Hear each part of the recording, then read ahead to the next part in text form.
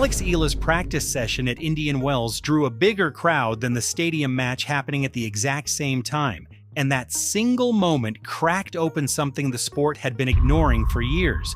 This isn't a story about talent. This is a story about a sport that never accounted for what happens when 120 million people decide to show up. And support in Indian Wells.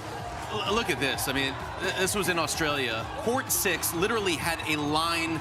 I know I'm exaggerating, but it went for miles at the Aussie. It was wild scenes there. Allie, can you remember a women's star who gets this type of support wherever she goes?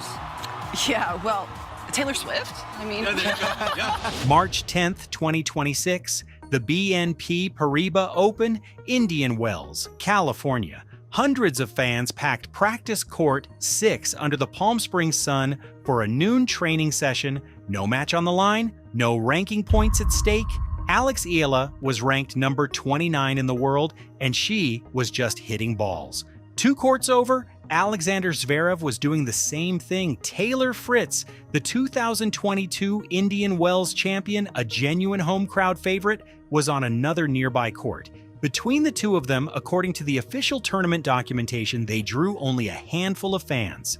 The image that went viral wasn't a match result or a trophy moment. It was a training session. And suddenly, the entire WTA infrastructure, tournament directors, schedulers, security teams had to answer a question they genuinely didn't have a prepared answer for. How does a practice court become more compelling than a finals ticket? The answer isn't really about Eala, the tennis player. It's about a structural failure that had been building for years, and 3 specific events in 2026 that finally made it impossible to look away from. to say maybe a little bit of Sonia Mirza. Back in her heyday, obviously the Indian fans took to her and they followed her all around the globe, obviously not to this extent. And I think the ceiling that Eala has is obviously that much higher. And I'm gonna bring in a little boxing here because my dad wanted me to be a boxer, but I chose tennis. But Manny Pacquiao. Good call. Manny Pacquiao, we saw him when he, was at the top of his game, and alongside Roger Federer, he actually had more prize money. So I think that if Eala, can keep doing well with her tennis, who knows? The sky's the limit on the court, off the court. I mean, she could be rolling in it, if you will. Yeah. Here's the detail the viral content kept leaving out. In 2026, the BNP Paribas Open changed its ticketing structure at Stadium 2, shifting to a reserved seating model. Previously, general grounds pass holders could walk in freely. Under the new system, they couldn't, so Stadium 2 started looking under capacity, and at the exact same time, Practice Court 6, which grounds pass holders could still access, was overflowing. Technically, the OUTSOLD finals story is a perception built on a ticketing policy change, but here's the part that actually matters. The demand for what fans were calling the ____1 is so concentrated and so mobile that it doesn't follow the normal rules of premium seating. Eala's fan base doesn't buy reserved seats. They show up with grounds passes and they find her wherever she is. They're not purchasing access to a match. They're purchasing proximity to a specific person. BNP Paribas Open executive Philippe Doré put it plainly, the tournament's ___2___ video featuring Eala became its most watched YouTube content of the entire year. 94,000 views. Not a match highlight reel, not a championship moment, a day in the life video. And this wasn't where it started. Indian Wells was chapter 3. She's got a smile that lights up a room too, and I remember last year when she beat Iga Swiatek, and she kind of did it with a lot of grace and humility, and it was really, for me, it was terrific to see her take that match and watch her play after that and watch her try to continue to progress, because I like her game. Obviously, she wants to get better than where she is now, the 32 in the world, but she's got a lot of good hand-eye coordination and ability to take the ball early and redirect. But the fan stuff is always fun for me, because whenever you see players from smaller countries, the fans are so passionate when they get up to the top. It's interesting, Ali mentioned Sonia Mirza. She has nearly 13 million followers on Instagram. That's 5 million more than Carlos Alcaraz, and nearly as many as Alcaraz and Sabalenka combined. So that's how big Sonia Mirza is, was, and will be. But Eala going to be seeded for the first time at a 1,000. To find out who she will play in the second round, check out the draw. The first real crack appeared on January 19th, 2026 at the Australian Open in Melbourne. Tournament organizers scheduled Eala's first round main draw debut against Alicia Parks on Court 6, a mid-sized venue.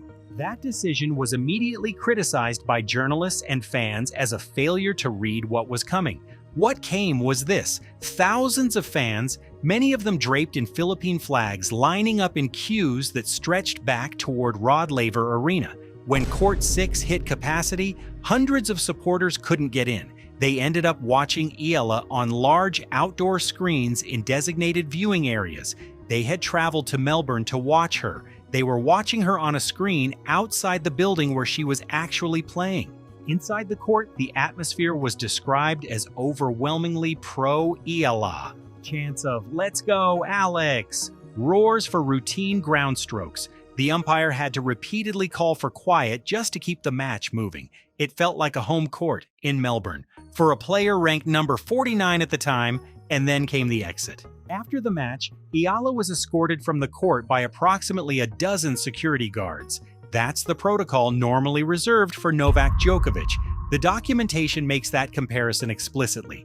A player ranked number 49 required the same public safety infrastructure as the most decorated men's player in the history of the sport. The tournament that day recorded 68,687 fans for the first Monday day session, breaking the previous record of 59,621, which had been set just the year before. Between Melbourne and Indian Wells, Eala played the inaugural WTA 125 Philippine Women's Open at the Rizal Memorial Tennis Center in Manila. Manila removed all the variables: no diaspora logistics, no time zone math, no long-haul travel. The audience was home. This was the cleanest possible measurement of her drawing power. Tickets for the semifinals and finals sold out nearly 2 weeks in advance. But here's the detail that stops you cold. They sold out before Eala's participation was officially confirmed. People paid for finals tickets before the tournament had announced she was even playing. Standard passes, premium passes, 1,500 to 2,000 Philippine pesos, gone. The Philippine Tennis Association, PHILTA, called it a landmark success. Eala reached the quarterfinals before losing to Camila Osorio of Colombia. After the loss, she told the crowd, quote, "The crowd didn't leave." By March 16, 2026, Eala had reached a career-high ranking of number 29. Career prize money totaling $1,745,329. Year-to-date earnings in 2026 alone sitting at $264,694. But the ranking and the prize money aren't where the real calculations are being made. Eala has 920,000 Instagram followers with engagement rates running between 15 and 20%.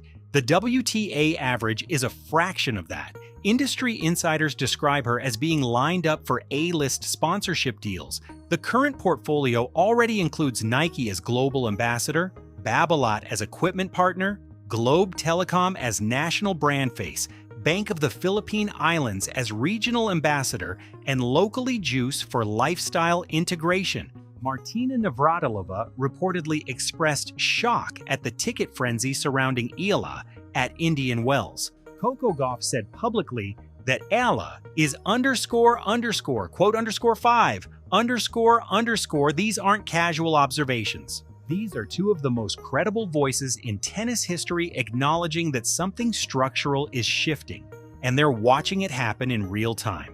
The quote 6 has created a second category of disruption, quieter but harder to dismiss. Writer Philip Ku Unjieng has warned that the cult of personality surrounding Eala may be doing real damage to how people understand the sport. Local media platforms have been described in the documentation as going completely silent about the broader tournament the moment Eala is eliminated. The sport doesn't matter, only Eala matters. And then came the ABC situation. According to internal communications and senior editorial discussions, including meetings connected to The View, What emerged was described as a deliberate and premeditated strategy to use Eala's personal history and what the documents call her __8_ as material for daytime programming. The language used internally referenced a quote 9, and her quote 10 supporters, including the quote 11 platform, pushed back publicly, arguing that the era of using young athletes as emotional raw material for ratings was over. Eala herself has said the attention can be overwhelming. She didn't expect crowds this size at practice. She's 20 years old. She turned professional in March 2020, and she's carrying what observers call the expectations of an entire country. What happened next is the part the viral content never got around to telling. Here's what that packed practice court 6 crowd wasn't seeing. The same week Eala drew hundreds of fans to a noon training session, she walked into a round of 16 match against Linda Noskova, ranked number 14 in the world. The match lasted less than an hour. It ended 2-6, 0-6. Noskova fired 7 aces, Eala fired 0. And that's not an off day.